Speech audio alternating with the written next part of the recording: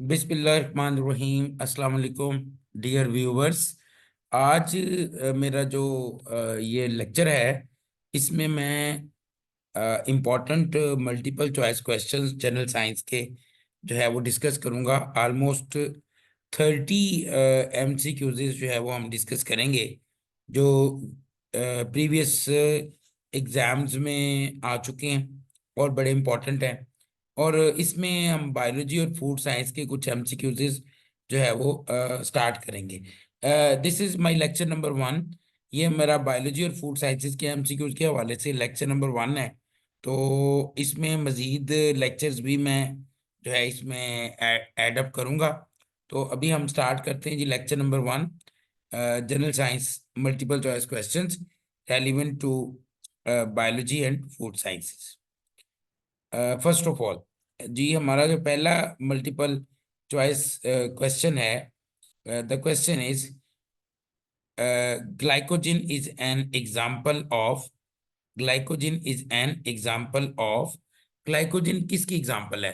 Carbohydrate की, peptide की, lipid की या स्टीरॉइड की? तो glycogen is basically an example of carbohydrate. Glycogen जो है वो कार्बोहाइड्रेट की एग्जाम्पल है। कार्बोहाइड्रेट्स जो हैं वो तीन तरह के होते हैं: मोनोसेक्राइड्स, डाइसेक्राइड्स और polysaccharides. Glycogen is basically polysaccharide. ये एक पॉलीसेक्राइड कम्प्लेक्स कार्बोहाइड्रेट है। तो ये एग्जाम्पल है जनाब कार्बोहाइड्रेट की। और इसके हवाले से ये भी चीज़ ध्यान में रखिएगा कि ग्लाइकोजन जो है वो एनिमल्स जो अपना एक्सेस ग्लूकोज है वो in the form of glycogen जो है अपनी बॉडी में स्टोर करते हैं। ठीक है। अगर आप पेप्टाइड की बात करें तो peptide is related to proteins, lipid are related to fats, और स्टीरॉइड्स जो हैं ये भी बायोमोलिक्यूल्स के अंदर आते हैं। ये बॉडी में डिफरेंट फंक्शंस परफॉर्म कर रहे होते हैं और इनमें से कुछ हार्मोन्स भी होते हैं।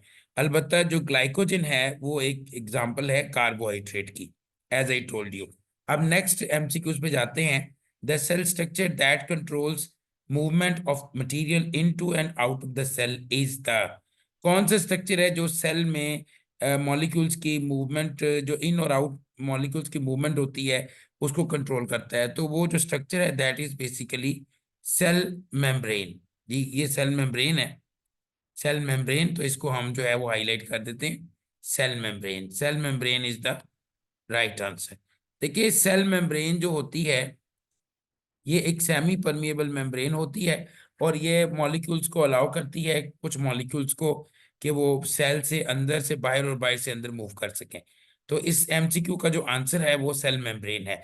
जबकि ये जो माइटोकॉन्ड्रिया है इसका काम होता है जी, इसको हम कहते हैं पावर हाउस ऑफ सेल। ये पावर जनरेट, स्टोर और सप्लाई करने में हेल्प करता है सेल के अंदर। सेंट्रियोल जो है वो सेल डिवीजन में हेल्प करता है। और गोल्जी बॉडी जो है वो वेस्ट की पैकिंग में हेल्प कर रही होती है। So our answer is cell membrane. इसको हम प्लाज्मा मेम्ब्रेन भी कह सकते हैं। देन तीसरा जो एमसीक्यू है वो हम डिस्कस करें। Dash is an example of mechanical digestion.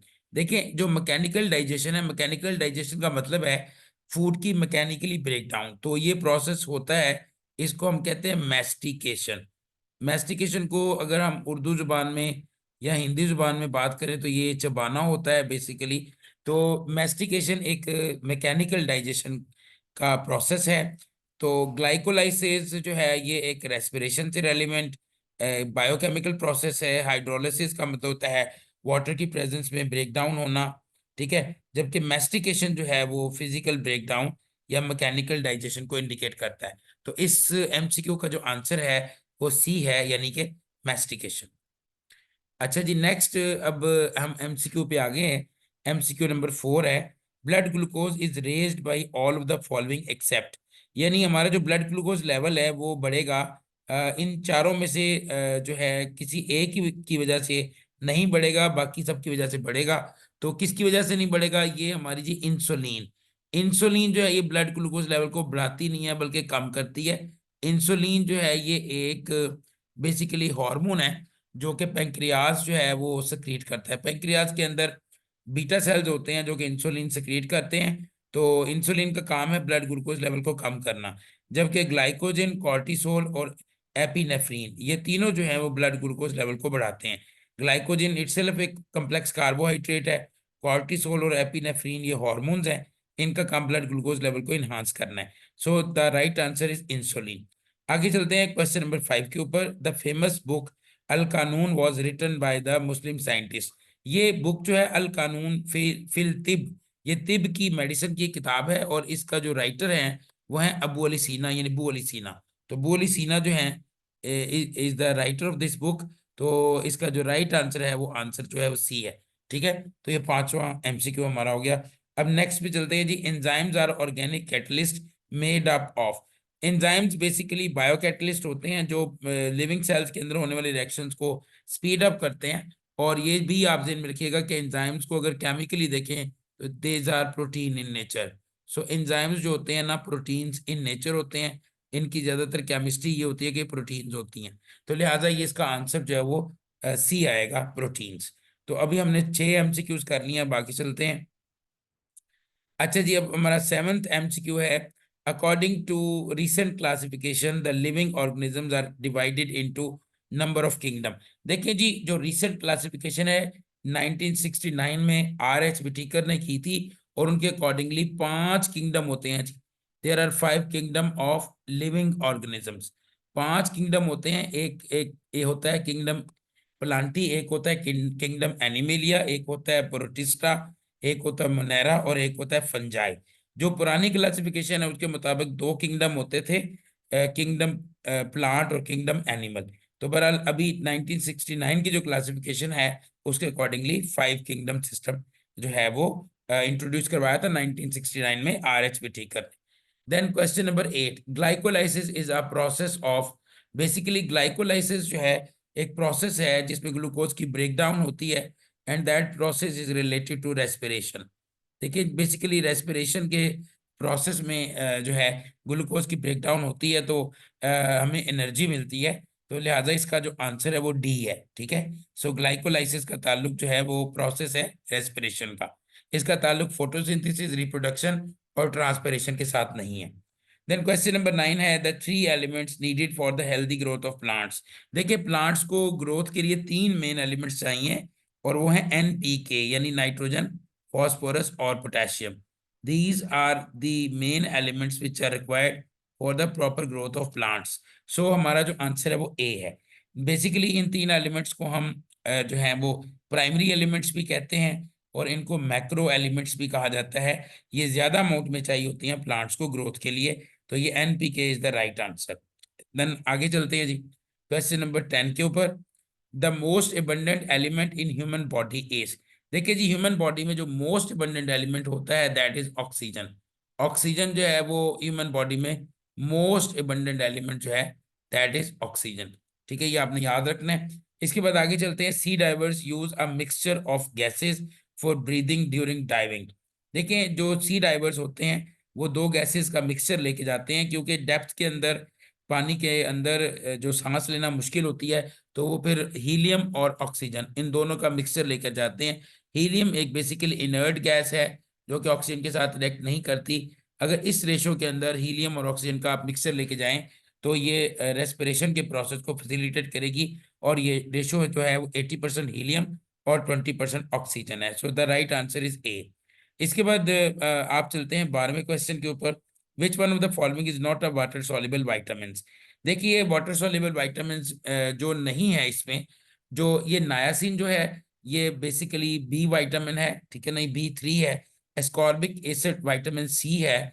और राइबोफ्लेविन जो है वो विटामिन B2 है। ये तीनों जो है ये वाटर सॉल्युबल हैं, जबकि जो रेटिनोल है basically it is vitamin A। So vitamin A जो होता है वो वाटर सॉल्युबल नहीं होता।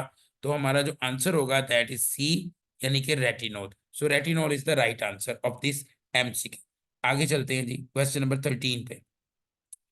क्वेश्चन नंबर 13 है जी। Which of the following enzymes bring about hydrolysis of fats. देखिए फैट्स की हाइड्रोलिसिस यानी ब्रेकडाउन में कौन सा एंजाइम इन्वॉल्व है, तो ये एंजाइम है जी लाइपेज। लाइपेज एंजाइम जो है वो लिपिड्स यानी फैट्स की डाइजेशन में हेल्प कर रहा होता है। सो इस इट्स आंसर इज डी। ये बाकी जो है ये ध्यान में रखिएगा। माल्टेज जो है ये माल्टोज की डाइजेशन में हेल्प करता है। जाइमेज जो है वो स्टार्च की डाइजेशन में हेल्प करता है। और यूरिएज जो है वो यूरिया की ब्रेक डाउन में या डाइजेशन में हेल्प करता है या ब्रेक डाउन में हेल्प करता है, जबकि लाइपेज एंजाइम जो है वो फैट्स की हाइड्रोलिसिस यानी ब्रेक डाउन में हेल्प करेगा। इसके बाद influenza is caused by virus. Influenza जो है ये एक वायरल डिजीज है और इट्स लाइक फ्लू। तो ये फ्लू इन्फ्लुएंजा ये एक वायरल डिजीज है और ये वायरस की वजह से होती है। So the right answer is C. अच्छा, इसके बाद है जी Addison disease is caused by the excessive secretion of. देखिए, एडिसन एक ऐसी बीमारी है जिसको हम ऑटो इम्यून डिजीज कहते हैं। ऑटो इम्यून डिजीजेज वो डिजीज होती हैं जिसमें हमारा अपना इम्यूनिटी सिस्टम हमारे अगेंस्ट जो है वो काम करना शुरू कर देता है। तो ये बेसिकली हमारा एक हार्मोन है, एड्रीनल कॉर्टिकल कॉर्टिकल हार्मोन। अगर एड्रीनल कॉर्टिकल हार्मोन जो है इसकी सिक्रीशन जो है वो ज्यादा होना शुरू हो जाए, जिसको हाइपर सिक्रीशन बोलते हैं, तो इस हाइपर सिक्रीशन की वजह से एडिसन डिजीज जो है वो हो जाती है। तो it's answer is D. Then आगे चलते हैं।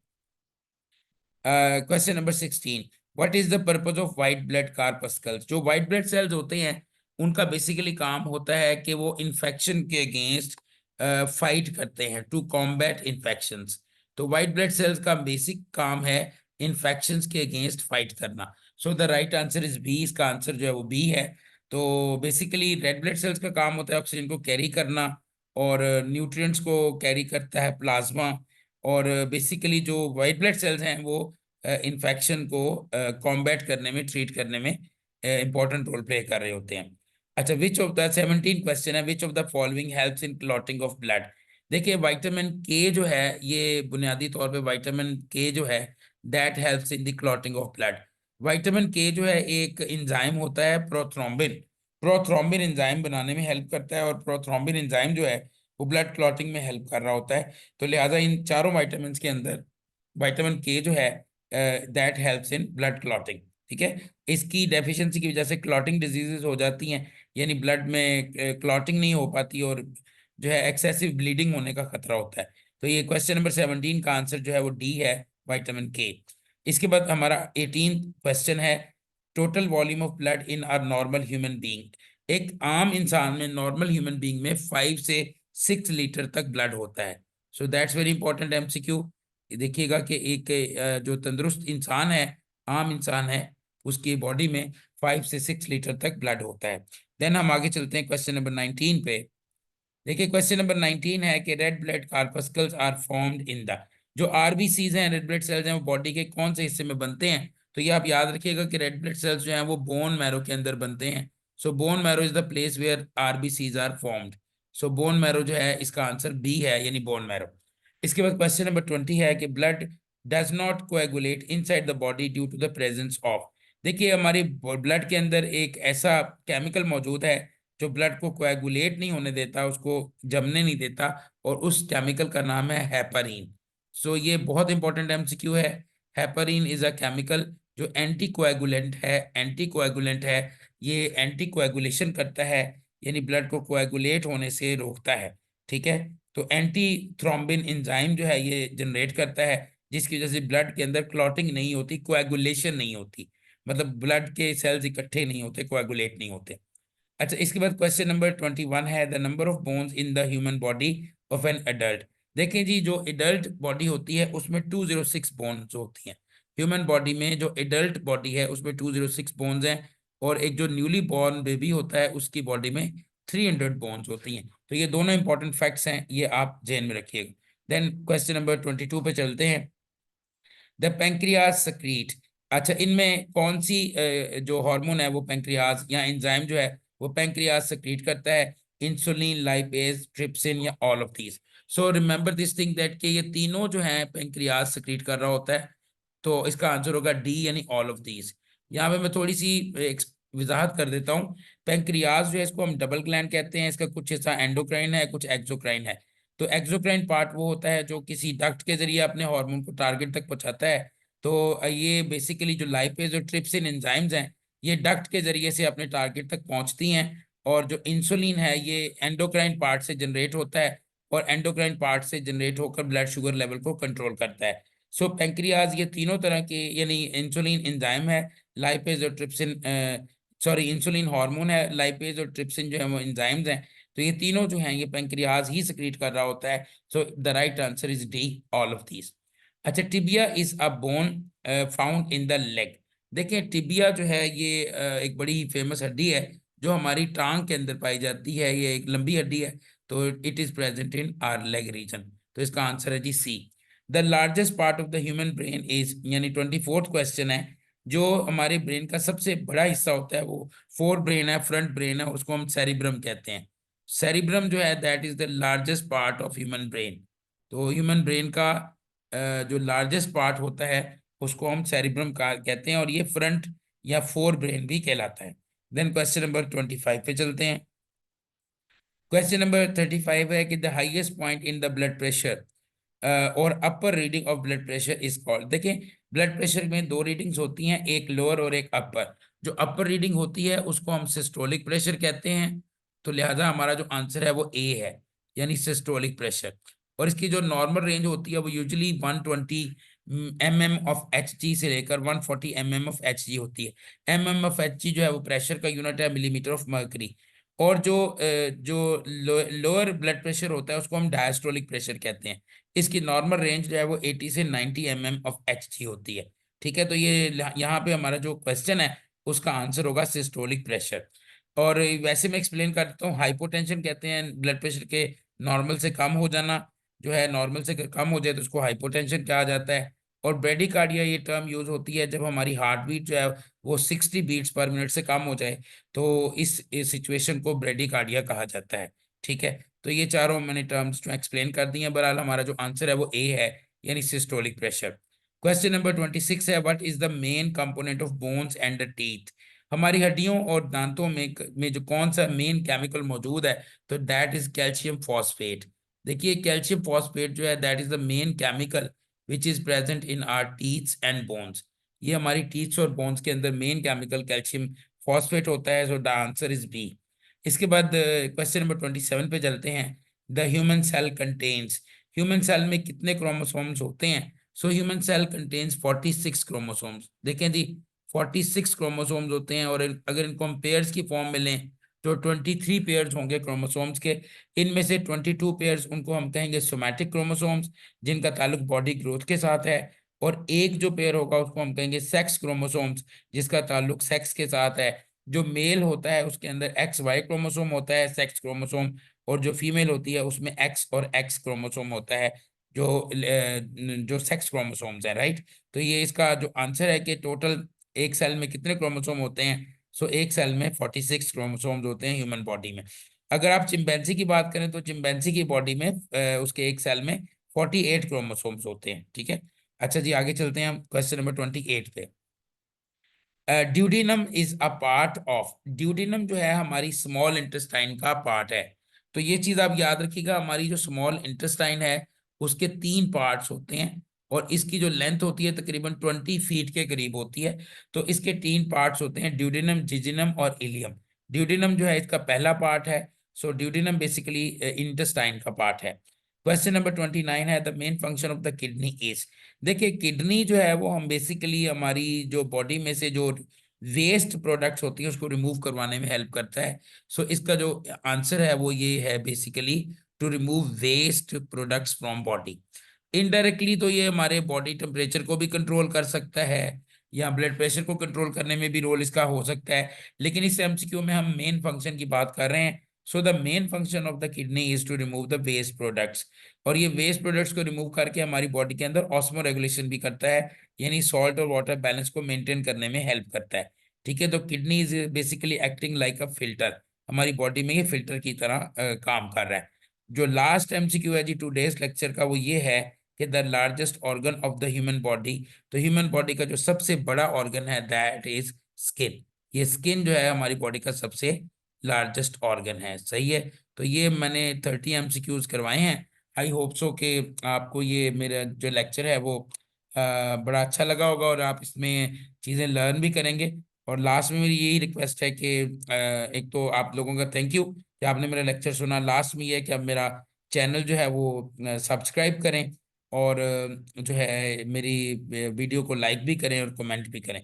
और मैं ये लेक्चर अपलोड करता रहूँगा जो आपको वेरियस एग्जाम्स में जनरल साइंस के हवाले से जो है वो आपको काफी हेल्प करेंगे MCQs. Thank you very much. Allah Hafiz.